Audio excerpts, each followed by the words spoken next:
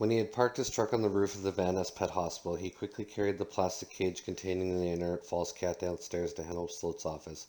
As he entered, Mr. Sloak glanced up from parts inventory page, his gray seam face rippling like troubled water, too old to emigrate. Hannibal Sloat, although not as special, was doomed to creep out his remaining life on Earth. The dust over the years had eroded him. It had left his feature gray, his thoughts gray. It had shrunk him and made his legs spindly and his gait unsteady. He saw the world through glasses literally dense with dust. For some reason, Sloat never cleaned his glasses. It was as if he had given up. He had accepted the radioactive dirt and begun its job long ago of burying him. Already it obscured his sight. In the few years he had remaining, it would corrupt his other senses until at last only his bird screech voice would remain, and then that would expire too. "What do you have there?" Mr. Sloat asked. "A cat with a short in its power supply." Isidore set the cage down on the document littered desk of his boss. "Why show it to me?" Sloat demanded. "Take it down in the shop to Milt." However, reflexively, he opened the cage and tugged the false animal out. Once he had been a repairman, a very good one, Isidore said. "I think Buster Friendly and Mercerism are fighting for control of our psychic souls." "If so," Sloat said, examining the cat, "Buster is winning." "He's winning now," Isidore said, "but ultimately he will lose." Sloat lifted his head, peered at him. "Why?" "Because Wilbur Mercer is always renewed. He's eternal. At the top of the hill he struck down. He sinks into the tomb world, but then he rises inevitably. And as with him, so we are eternal too." He felt good, speaking so well, usually around Mr. Sloat. He stammered. Sloat said, "Buster is immortal like Mercer. There's no difference." "How can he be? He's a man." "I don't know," Sloat said, "but it's true. They've never admitted it, of course." "Is that how come Buster Friendly can do 46 hours of show a day?" "That's right," Sloat said. "What about Amanda Werner and those other men?" "They're immortal too." "Are they a superior life form in the system?" "I've never been able to determine that for sure," Mr. Sloat said, still examining the cat. He now removed his dust-film glasses, peered through them at the half-open mouth. "As I've conclusively in the case of Wilbur Mercer," he finished almost inaudibly. He cursed, then a string of abuse lasting what seemed as it were a full minute. "This cat, so it isn't false. I knew sometime this would happen, and it's dead." He stared down at the corpse of the cat, and cursed again. Wearing his grimy blue sailcloth apron, burly, pebble-skinned Milt Bargrove appeared at the office door. "What's the matter?" he said. Seeing the cat, he entered the office and picked up the nail. "The chicken head," Sloat said. "Brought it in." Never before had he used that term in front of Isidore. "If it was alive," Milt said, he could take it to a real animal vet. "I wonder what it's worth. Anybody got a copy of Sydney's?" "Doesn't your insurance cover this?" Isidore asked Mr. Sloat. Under him his legs wavered, and he felt the room begin to turn dark maroon cast over specks of green. "Yes," Sloat said finally, half snoring, "but it's the waste that gets me. The loss of one more living creature. Couldn't you tell, Isidore? Didn't you notice the difference?" "I thought," Isidore managed to say, "it was a really good job, so good it fooled me. I mean, it seemed alive, and a good job that good." "I think Isidore can tell the difference," Milt said. "To him, they're all alive, false animals included. He probably tried to save it, too," Isidore said. "What did you do? Try to recharge his battery or locate a shorting?" "Yes," Isidore admitted. "It probably was so far gone it wouldn't have made it anyhow," Milt said. "Let the chicken off the hook. And he's got a point. The fakes are beginning to be darn near real. What with these disease circuits they're building into the new ones, and living animals do die, that's one of the risks in owning them. We're just not used to it because all we see are fakes." "The goddamn waste," Sloat said. "According to Mercer," Isidore Pennant, "all life returns. The cycle's complete for animals too. I mean, we all sudden with him die. Tell that to the guy that owned his cat."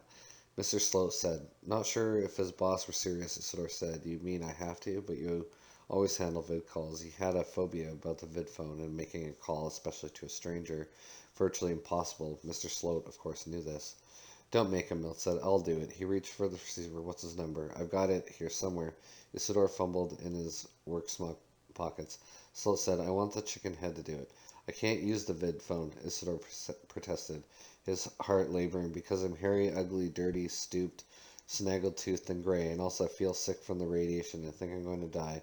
Milt smiled and said to Sloat, "I guess if I felt that way, I wouldn't use the vid phone either. Come on, Isidore. If you don't give me the owner's number, I can't take the call. You'll have to." He held out his hand amiably. "The chicken head makes it," Sloat said, "or he's fired." He did not look either at Isidore or at Milt. He glared fixedly forward. "Oh, come on," Milt protested. Isidore said, "I don't like being called the chicken head. I mean, the dust has done a lot to you, too, physically. although maybe not your brain, as in my case, I'm fired. He realized I can't make the call, and then all at once he remembered that the owner of the cat had zipped off to work. There would be no one home. I guess I can call him, he said, as he fished out the tag with the information on it. See, Mr. Sloat, said to Milt, he can do it if he has to. Seated at the Venvo, receiver in hand, Isidore dialed. Milt said, but he shouldn't have to, and he's right. The dust has affected you. You're damn near blind. In a couple of years, you won't be able to hear. Sloat said, it's got to you too, Burgrove. Your skin is the color of dog manure. Of the vid screen, a face appeared.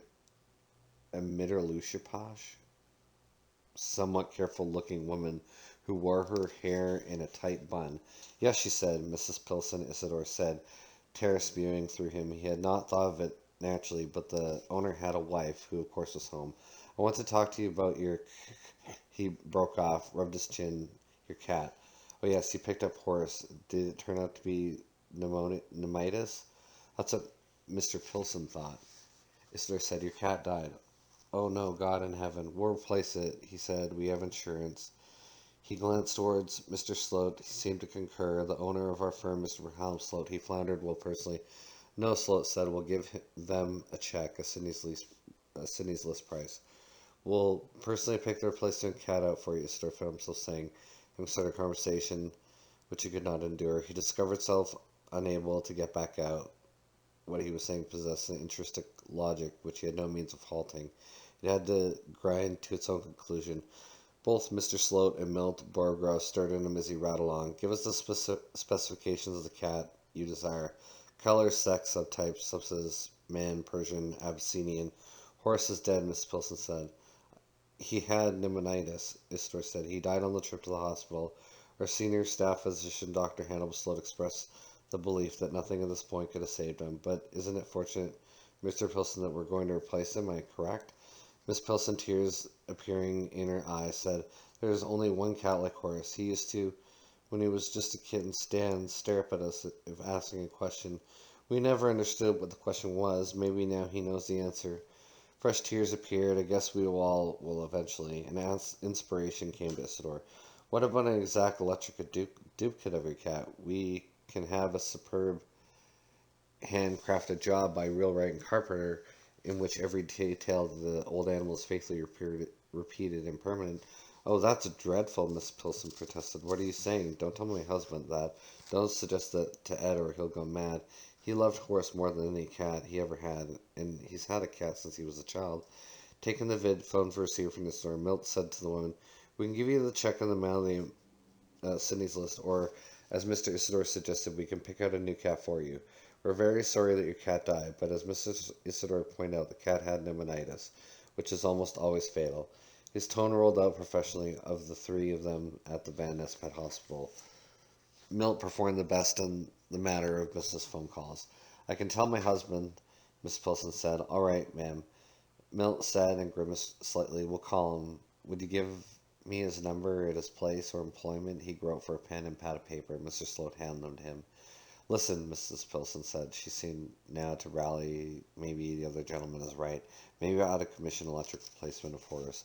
But without Ed ever knowing, could it be so faithful a reproduction that my husband wouldn't be able to tell? Dubiously, Milt said, if that's what you want, but it's been our experience that the owner of the animal is never fooled. It's only casual observers such as neighbors, you see, once you get real close to the false animal. Ed never got physically close to Horace, even though he loved him. It was the one who took care of all of Horace personally, such as Sandbox. I think I would like to try a false animal, and if it didn't work, then he could find us a real cat to replace Horace. I just don't want my husband to know. I don't think he could live through it. That's why he never got too close to Horace. He was afraid, too, and when Horace got sick with pneumonitis, as you tell me, Ed got panic-stricken and just wouldn't face it. That's why he waited so long to call you, too long. As I knew before he called it, I knew, she nodded, her tears under control now. How long will it take? Milt essayed, we can have it ready in 10 days. We'll deliver it during the day while your husband is at work. He wound up the call, said goodbye, and hung up. He'll know, he said to Mr. Sloat in 5 seconds, that's that. But that's what she wants. Owners who get to love their animals, Sloat said somberly, go to pieces. I'm glad we're not usually involved with real animals. You realize that actual animal vets have to make calls like that all the time. He contemplated John Isidore in some ways. You're not so stupid after all, Isidore. You can handle that reasonably well. Even though Milt had to come in and take over, he was doing fine, Milt said. God, that was tough. He picked up the dead horse. I'll take this down to the shop. Han, you phone Wheelwright and Carpenter and get their builder over to measure and photograph it. I'm not going to let them take it to the shop. I want to compare the replica myself. I think I'll have Isidore talk to them, Mr. Sloat decided. He got this started. He ought to be able to deal with Wheelwright and Carpenter after handling Mrs. Pilson. Milt said to Isidore, just let them take the original, he held up. They'll want it because it makes their work a hell of a lot easier. Be firm. Isidore said, blinking, okay, maybe I have to call them now before it starts to decay. Don't dead bodies decay or something? He felt elated.